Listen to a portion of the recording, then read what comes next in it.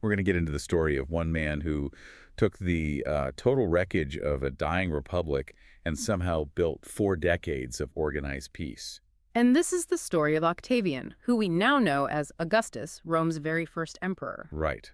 And he didn't just grab power. He was so clever about it that the Roman people actually thanked him for becoming a dictator. That's the core of it, really. Today we're going to unpack how this incredibly calculating young man went from being basically a teenager with a famous last name to the absolute master of the Roman world. And we'll look at what the Roman Empire really meant, how he created this golden age, and why we still use his name for a month on our calendar. So let's start at the beginning. He was born Gaius Octavius in 63 BC.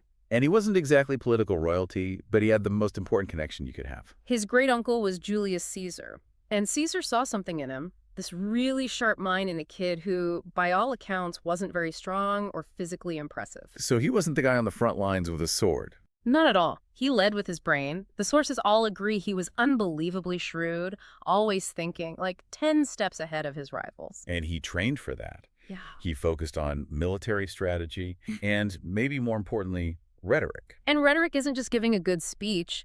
It's the art of persuasion. How to convince people. Exactly. How to build an argument, play on emotions, how to get soldiers and senators to follow you. He was basically betting everything on his ability to sell his ideas. And then, in 44 BC, his whole world just explodes. Caesar is assassinated. Octavian is studying overseas and gets the news. He's not just Caesar's great-nephew. Caesar's will officially names him as his heir. Wow. So he's instantly thrown into the most dangerous political game in the world. At 18 years old. But he immediately shows how calculating he is. He goes straight back to Rome, demands his inheritance. Which isn't just money, right? It's everything. It's Caesar's name, his legacy, and most importantly, the loyalty of Caesar's huge battle-hardened army. So he needs to bring some stability fast. Yeah. But he knows he can't do it alone. So he forms an alliance, the Second Triumvirate. A triumvirate. So that's what, 3 rulers? Yeah, think of it like 3 rival CEOs who can't stand each other but agree to merge their companies for a year just to crush their biggest competitor. And who are the other 2?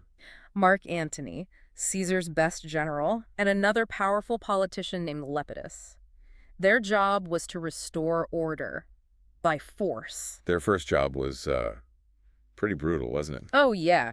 They hunted down and killed Caesar's assassins. They basically just divided the entire Roman world up between the 3 of them. But an alliance like that is just not built to last. No way. Once their common enemies were gone, they all just looked at each other, knowing each one wanted to be the sole person in charge. Lepidus got pushed aside pretty easily. Which left Octavian and Mark Antony. And that rivalry turned into a massive civil war. It was the West versus the East. And this is where Octavian's skill with rhetoric really comes into play. He didn't just fight Antony with ships, he fought him with words. He launched this massive propaganda campaign. It was brilliant, really. He framed Antony as being disloyal to Rome. Saying he'd gone soft, that he was under the spell of a foreign queen. Cleopatra of Egypt, exactly.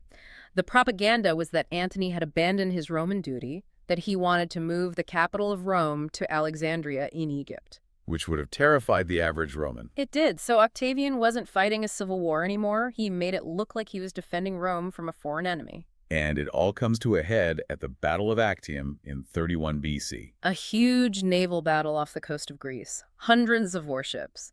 The fate of the world on the line. And Octavian, again, not a military guy himself. No, but he had his best friend, Agrippa, who was a genius general. Agrippa's fleet just completely outmaneuvered Antony and Cleopatra. And when the battle turned, they fled. They just left their army and navy behind. Their defeat was absolute. Octavian chased them to Egypt, where they both eventually took their own lives. And just like that, at 32 years old, Octavian is the undisputed master of the entire Roman world. And this is where he makes his biggest, most clever move.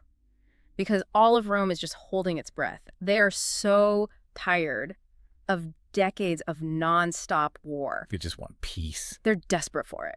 So in 27 BC, Octavian goes to the Senate and pulls off what we call the Great Deception. He stands up and offers to give back all of his power. He declares the Republic is restored. It's genius. The Senate is terrified of going back to the chaos. They not only refuse his offer, they beg him to stay in charge. They shower him with honors. And they give him a new name, Augustus. meaning the revered one. Yeah. And that moment, 27 BC, that's it. That's the end of the Republic and the beginning of the Roman Empire. But he never called himself an emperor, did he? He preferred the title princeps. Yes, and that was so important. It means the first citizen. First citizen, that sounds so Yep. modest. I mean, he's the most powerful man on earth. Why not just call himself king? Because Romans hated the word king. It meant tyranny to them. By calling himself princeps, he created this illusion that nothing had really changed. He looked like he was respecting tradition. But in reality, He held all the real power. He controlled the army, the most important provinces, all the money. It was a dictatorship wearing a friendly mask. and that disguise is what made the next era possible, the Pax Romana. The Roman peace. And this is so crucial. It was a period of stability that lasted for nearly 200 years. For 2 centuries, the Roman world wasn't tearing itself apart in civil wars. And for the average person, that must have been a huge deal. Life totally changed. The economy just exploded. Merchants could travel on those Roman roads without worrying about bandits. Farmers could grow their crops knowing an army wasn't going to march through and burn them. It sounds like a true golden age. But I have to ask, was it really peace? Or was it just, peace because he had crushed all his opposition? That's the question, isn't it? It was absolutely a peace that came from total dominance. Any resistance was crushed, and crushed brutally. But for most people, having stability and predictable taxes was more important than, say, the freedom to vote for a politician who might start another war. So to keep that peace, he had to organize this massive empire. He was an administrative genius, He knew the old system wouldn't work, so he created a professional civil service. which was revolutionary. Yep. It meant you got a government job based on skill, not just your family name. Right, and it meant even people from lower classes could get important jobs, which in turn made them incredibly loyal to him, the man who gave them that chance. He also fixed the tax system. Made it fairer, more predictable, and to do that, he started a regular census. A head count of everyone and everything in the empire. You can't tax what you can't count. It was all about organization and efficiency. And the military. The changes he made there were probably the foundation for everything, Absolutely. He created a permanent standing army paid directly by the state. not by their generals. Exactly. That was the key. It took away the main reason for civil wars. Soldiers were loyal to Rome, which really meant they were loyal to Augustus, not to some ambitious general who might march on the capital. And he didn't just reorganize the government, he physically rebuilt the city of Rome. Which leads to his famous boast. I found Rome a city of bricks and left it a city of marble. And he wasn't exaggerating. He built huge public works, new temples, theaters, public squares, or forums. It was a message. It signaled wealth, power, and permanence. He also built new aqueducts to bring fresh water into the city. And he even created Rome's first fire department and police force. So he was improving daily life while also, making this grand statement with all the marble. Now, what about the borders? An empire this big needs strong defenses. He was very strategic about it. He expanded to what he saw as natural boundaries. Like rivers. Exactly. The Rhine and the Danube rivers in the north became a kind of wall against the Germanic tribes.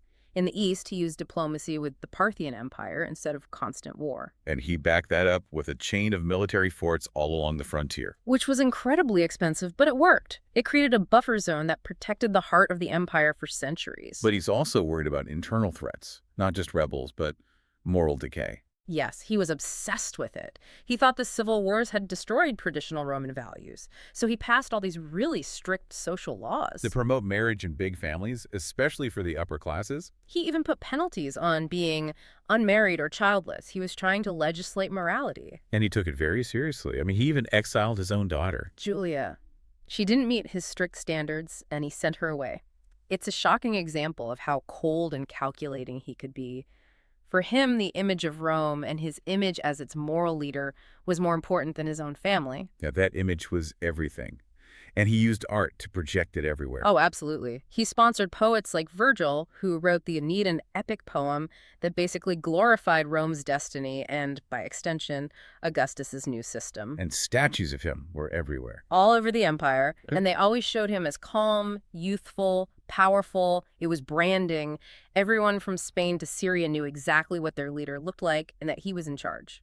So after this incredibly long and successful reign, he faced his final challenge. Who comes next? Succession. The system he built had no rules for it, and it was a huge problem because he didn't have a son who survived. A lot of his chosen heirs died young. Right. Yes, it caused a lot of uncertainty near the end of his life.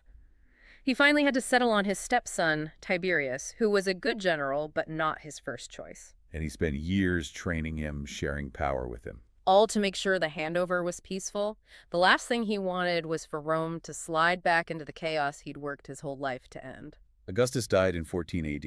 He was 75 and had ruled for over 40 years. And after he died, the Senate officially declared him a god. His legacy was secure. His system of government became the model for empires for centuries. And of course, we still say his name every year. The month August, named in his honor. So Augustus was this master strategist who replaced a failing republic with an incredibly organized empire, and he set the stage for 2 centuries of peace and prosperity. But here's a thought to leave you with. If the Roman people hadn't been so completely broken and exhausted by war, would they have ever accepted such a masterful disguise of total power? Good luck with your studies. Yeah. We'll see you next time.